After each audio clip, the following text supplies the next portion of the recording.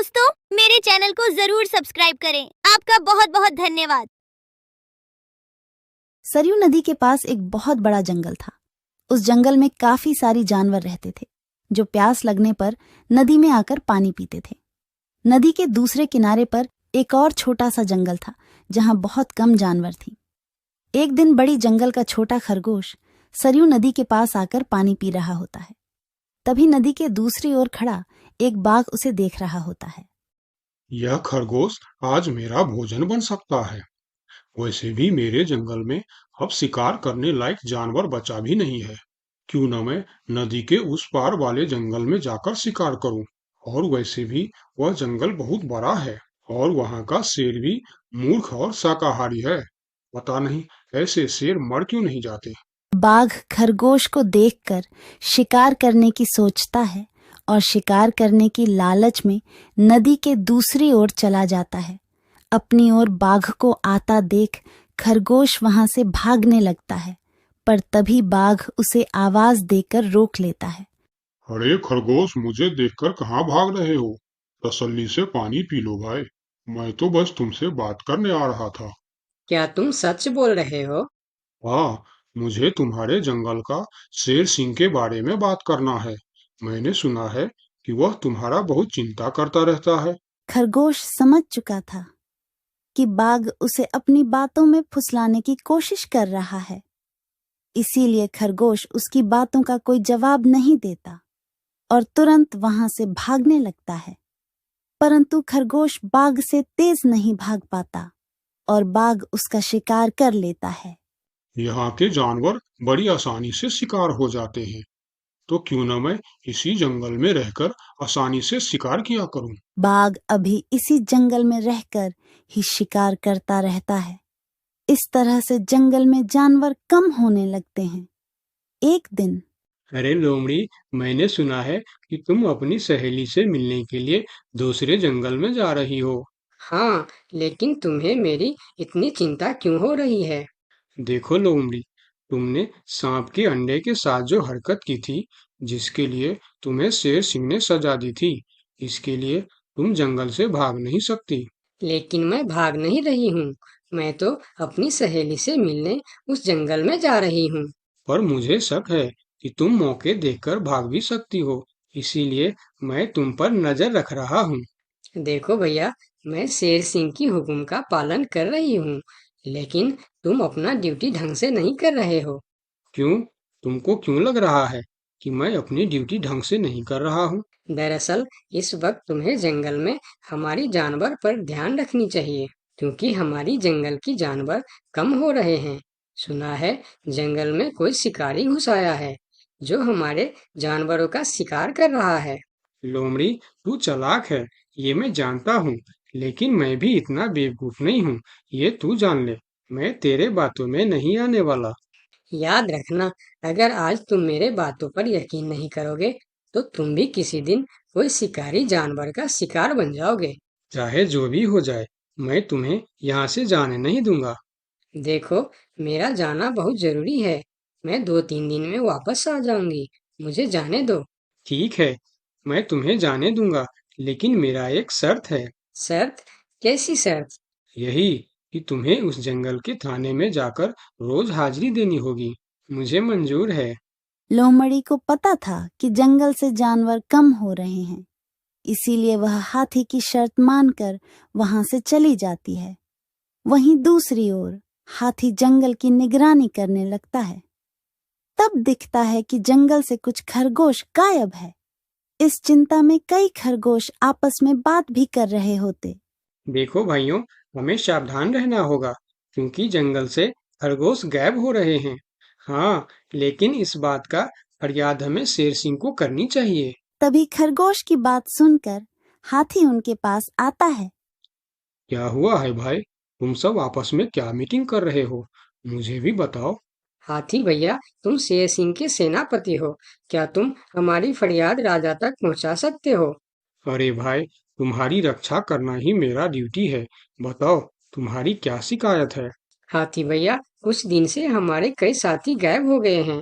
अगर तुम्हें अपनी जंगल की फिक्र है, तो हमारी साथी खरगोश को ढूंढ के लेके आइए।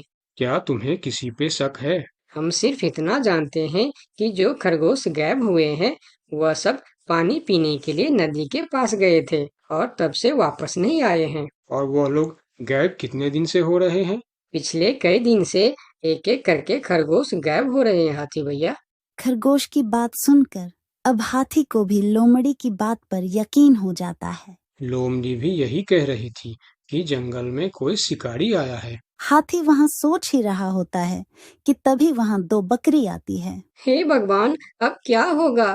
कौन बचाएगा हमें? अरे बकरियां, क्या हुआ है तुम्हें? क्यों रो रही हो? हाथी भैया, अच्छा ही हुआ जो आप हमें यहीं मिल गए। हम शेर सिंह के पास शिकायत करने जा रही थी। तुम भी शिकायत करना चाहती हो? हाँ, आखिर तुम लोगों का क्या तकलीफ है? हाथी भैया, कुछ दिन पहले कुछ खरगोश जंगल से गायब हुए थे और अब बकरियां भी गायब हो रहे हैं। लगता है कोई शिकारी हमारे जंगल में घुस आया। पूरा जंगल इसी बात से परेशान था कि आखिर उनका शिकार कर कौन रहा है। अब वह सभी मीटिंग के लिए शेर सिंह के पास जाते हैं और सारी बातें शेर सिंह को बताते हैं, जिस पर शेर सिंह अपनी जंगल की जानवरों से कहता है, आप सब फिक्र मत करो, मैं बहुत जल्द पता लगा लूंगा कि यह काम किसका है और कौन हमारे जंगल का जानवरों का शिकार कर रहा है। तो अब हम क्या करेंगे शेर सिंह? आप लोगों से हमारी यह विनती है कि आप लोग जंगल से बाहर नहीं जाएंगे। जिसको भी पानी पीना है वह इसी जंगल का तालाब का पानी पिएगा। महाराज, आपका ये हुक्म हमें कब तक पालन करना होगा? एक बार बस मैं उस शिकारी को पकड़ लूं, उसके बाद आप लोग जंगल से बाहर जाकर भी पानी पी सकते हो। सभी जानवर शेर सिंह की बात मान जाता है और जंगल से बाहर जाना बंद कर देती है। 2 दिन बीत जाती है और जंगल से कोई भी जानवर गायब नहीं होता। उधर शिकार नहीं मिलने पर अब बाघ परेशान हो जाता है, क्योंकि 2 दिन से उसने कोई शिकार नहीं किया था। इतना बड़ा जंगल है, इतने सारे जानवर है, तो फिर यह कमबख्त जानवर पानी पीने के लिए बाहर क्यों नहीं आ रहे हैं? 2 दिन से मैंने कोई शिकार नहीं किया, भूख के मारे मेरी जान निकल रही है। लगता है अब शिकार करने के लिए नदी का किनारा छोड़ जंगल के अंदर जाना पड़ेगा। आखिर मैं भी तो देखूं, इस जंगल में सभी जानवर आखिर गायब कहाँ हो गए हैं। अब देखता हूँ मुझसे कैसे बचते हैं इस जंगल के जानवर।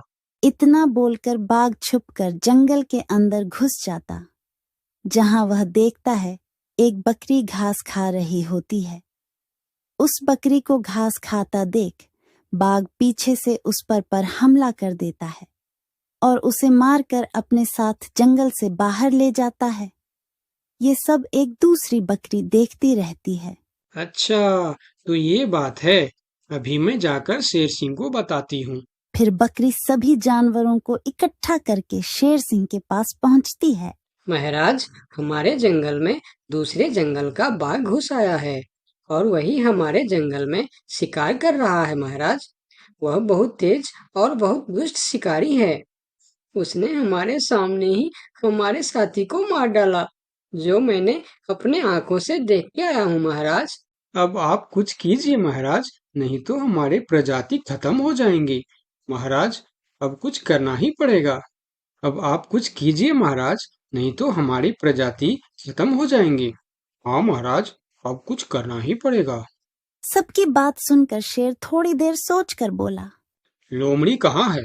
महाराज, वो नदी के उस पार वाले जंगल में गई है। शेर सिंह लोमड़ी के मदद से बाघ को पकड़ने का मन ही मन प्लान करके बोला, देखो, इस जंगल का जानवरों का रक्षा करना हमारा पहला कर्तव्य बनता है और मैं आप लोगों की रक्षा जरूर करूंगा। बस आप सबको मेरा साथ देना होगा। जैसे मैं बोलूंगा वैसे आप सबको करना होगा। हाँ, हम सब तैयार हैं महाराज। तो सुनो, आप लोगों में से कोई भी उस नदी के किनारे नहीं जाएगा और जब वह शिकारी को शिकार नहीं मिलेगा तब वह जंगल के अंदर आने के लिए मजबूर हो जाएगा और वो जब जंगल के अंदर आ जाएगा तब मैं जंगल के किसी एक जानवर को उसके सामने भेजूंगा। फिर जैसे ही वह मेरे भेजे हुए जानवर का शिकार करने जाएगा हम सब उस पर हमला बोल देंगे। मतलब हम में से किसी एक को अपनी जान खतरे में डालनी होगी महाराज। हाँ, मगर मौत के मुंह में जाने के लिए कौन तैयार होगा महाराज? वह तुम्हें कल पता चल जाएगा।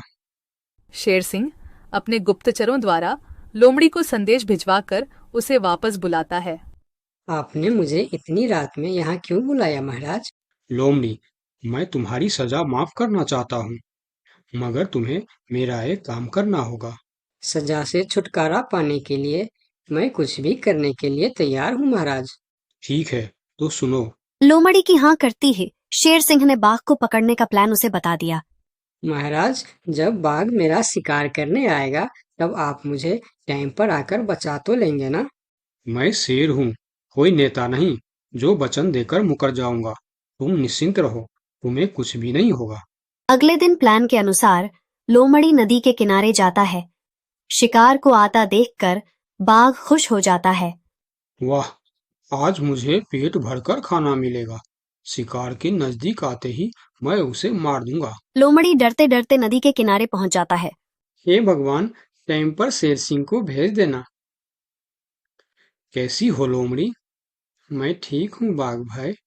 अभी तो तुम ठीक हो, लेकिन थोड़ी देर बाद ठीक नहीं रहोगे। क्या मतलब? मतलब ये कि मैं अभी भूखा हूँ, और जब मैं भूखा होता हूँ तो किसी का भी शिकार कर लेता हूँ। इतना बोलकर जैसे ही बाघ लोमड़ी की तरफ जाता है, वो शेर सिंह के जाल में फंस जाता है और वहां सारी जानवर आ जाता है। बाघ, तू शिकार के लालच में मेरे चंगुल में फंस गया है। अब तेरी कहानी खत्म। तुमने मुझे धोखा दिया शेर सिंह। जैसी करनी वैसी भरनी, मुहावरा तो तूने सुना ही होगा। बाघ, तू सबको धोखे से मारता था, इसीलिए मुझे तुम्हें भी धोखे से मारना पड़ा।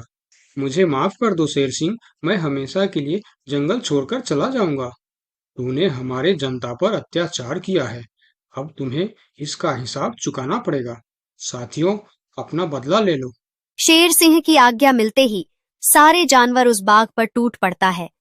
इस तरह से शेर सिंह अपने चालाकी और सूझबूझ से अपने जंगल के जानवरों की रक्षा करता है। इस कहानी से हमें यही सीख मिलती है कि धोखे का अंजाम धोखा ही होता है, जैसी करनी वैसी भर।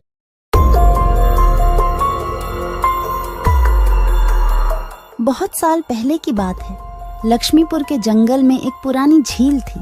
वहां दिन में तो कोई घटना नहीं होती, पर थोड़ा सा भी अंधेरा छाते ही वह झील एक खूनी झील बन जाती। उस दौरान जो भी जानवर उस झील पर पानी पीने आ जाता, वह जिंदा वापस नहीं आता। कहाँ जाता, आज तक किसी को उसका पता नहीं चला था। यही वजह थी कि जंगल के सारे जानवरों ने, यहाँ तक कि जंगल की राजा शेर ने भी उस झील को खूनी झील घोषित कर दिया था। अब पूरे जंगल में कोई भी शाम को उस झील की तरफ जाने की हिम्मत नहीं करता था।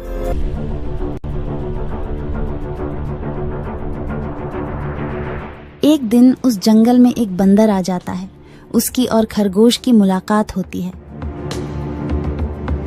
अरे बंदर भाई, कौन हो तुम? पहले तो तुम्हें इस जंगल में कभी नहीं देखा। खरगोश भाई, आज तक मैं शहर में इंसानों के बीच चिड़ियाघर में था, किसी तरह आजाद होकर आया हूँ। क्या इस जंगल में मेरे रहने के लिए कोई जगह है? हाँ बंदर भाई, ये हम जैसे जानवरों का घर है, इंसानों का चिड़ियाघर नहीं। आओ, मैं तुम्हें पूरी जंगल की सैर करवाता हूँ, सारी जगह के बारे में बताता हूँ। जो जगह पसंद आए वहीं टिक जाना। और खरगोश बंदर को पूरा जंगल घुमाता है। हाथी, जिराफ जैसे कई जानवरों के रहने की जगह ही नहीं, वहां के राजा शेर की भी गुफा दिखाता है, पर उस खूनी झील के बारे में ना बताता है और ना उसे वह दिखाने ले जाता है। बंदर वहीं बरगद के एक बड़े से पेड़ को अपने रहने के लिए पसंद कर लेता है। वहां रहते हुए अभी उसे 2 दिन ही गुजरते हैं कि तीसरे दिन शाम को घूमता हुआ वह उसी खूनी झील के पास पहुंच जाता है। अरे वाह, कितने सुंदर झील है। जी तो करता है ठंडे ठंडे पानी में कूद कर नहा लूं, लेकिन सर्दी होने का डर है। चलो, आज सिर्फ ठंडा ठंडा पानी से अपना प्यास ही बुझा लेते हैं।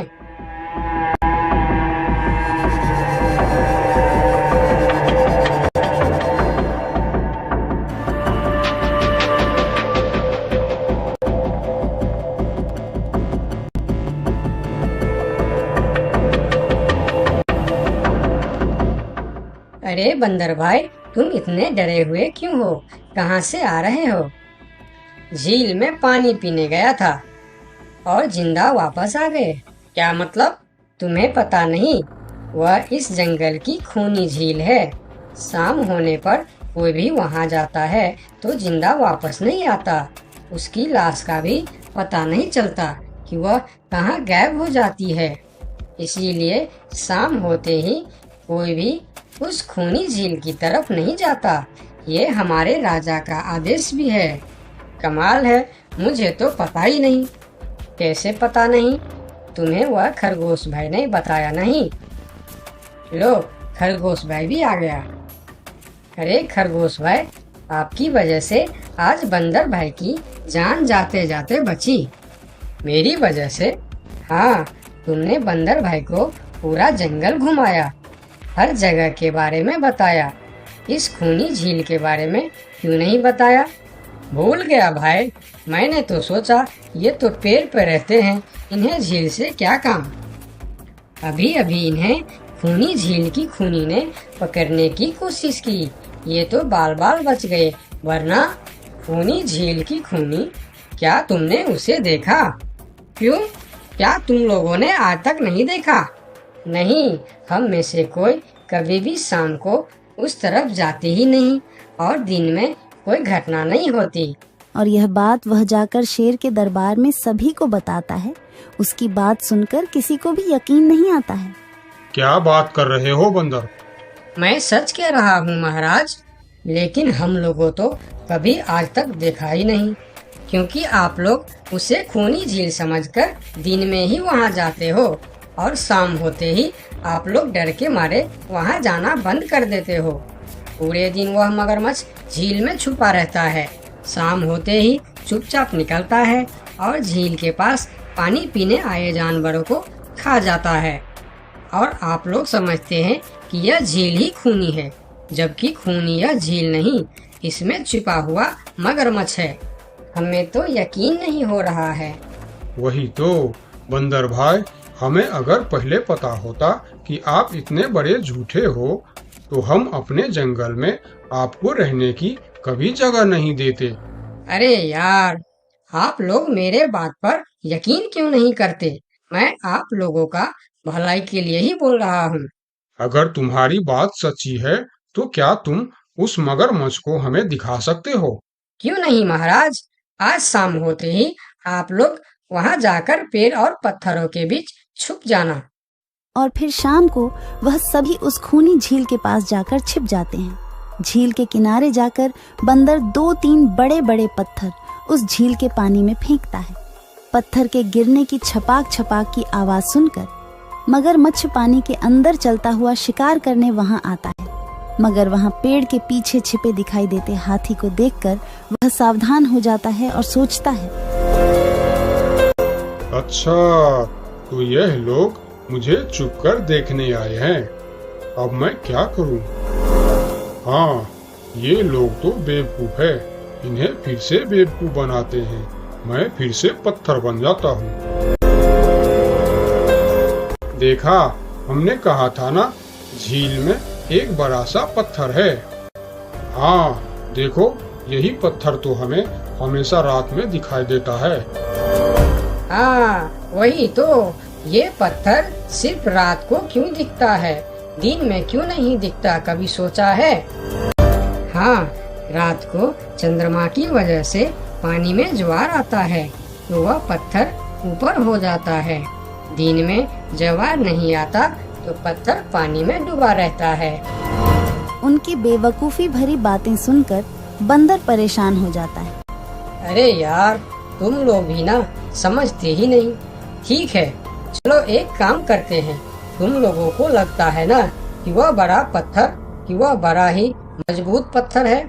अगर यह खुद ही बता दे कि यह एक मजबूत पत्थर है तो मैं भी मान जाऊंगा और अभी गुलाटी मारते हुए झील में छलांग लगा दूंगा और तैरता हुआ इस तरफ से उस तरफ चला जाऊंगा। यह सुनकर मगरमच्छ के मुंह में पानी आ जाता है। लगता है आज बंदर का नरम नरम मांस खाने का मौका मिलेगा।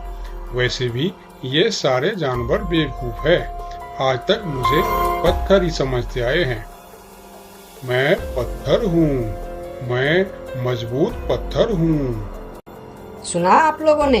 ये कैसे आप लोगों को बेवकूफ समझता है। अरे पत्थर भी कभी बोलते हैं क्या? अब सभी की समझ में बंदर की बात आ जाती है। रात भर सभी शेर राजा की गुफा में मीटिंग करते हैं। बंदर सही कह रहा था, यह मगरमच्छ जरूर कहीं दूसरे जगह से हमारे जंगल में आ गया है। लेकिन अब क्या करे? अगर धरती पर होता तो मैं उसे धूल चटा देता था, लेकिन पानी में हमारा शक्ति कम हो जाती है। तो क्या इससे हमें कभी छुटकारा नहीं मिलेगा महाराज? मेरे ख्याल से तो नहीं। मिलेगा महाराज। ये पानी में भी रहेगा, हमें देखेगा भी, मगर वह कुछ कर नहीं पाएगा। ये कैसे हो सकता है? हो सकता है हाथी भाई, बस आप लोग मुझे 2 बड़े बड़े रस्सी दे दो। रस्सी का क्या करोगे? मैं शहर के चिड़ियाखाना में था तो एक एक तरीका सीखा है जानवरों पर कब्जा करने की। हम इस पर कब्जा कर लेंगे। और बंदर को 2 बड़ी बड़ी रस्सी लाकर दी जाती है। फिर बंदर उन सभी के साथ रस्सी लेकर उस खूनी झील पर पहुंचता है।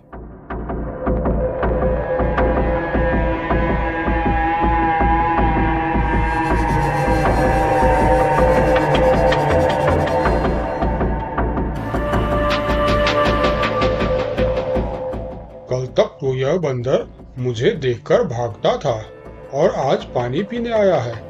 लगता है ये भी दूसरे जानवरों की तरह मुझे पत्थर समझने लगा है। अभी इसे अपना निवाला बनाता हूँ।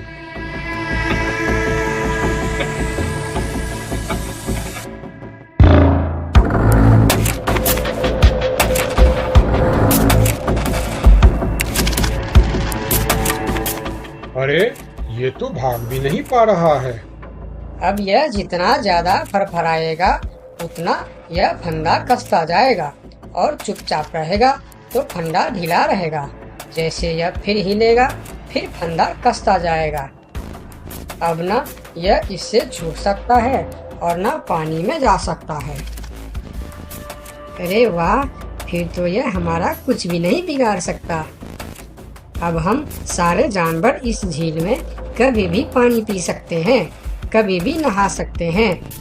अब यह हमारा कुछ भी नहीं बिगाड़ पाएगा। अरे वाह बंदर भाई, मान गए। आपने तो हमारी समस्या ही खत्म कर दी, वरना रात भर हमें प्यास ही रहना पड़ता था कि हमें झील में पानी पीने गया और झील ने हमें खा लिया। तो आज हमें एक बात समझ में आई है कि किसी भी अफवाह के चक्कर में हमें अपनी जगह छोड़कर नहीं जाना चाहिए, बल्कि उस अफवाह का समाधान क्या है वह खोजना चाहिए। क्योंकि कोई भी जगह खूनी नहीं होती, उस जगह पर रहने वाला खूनी होता है।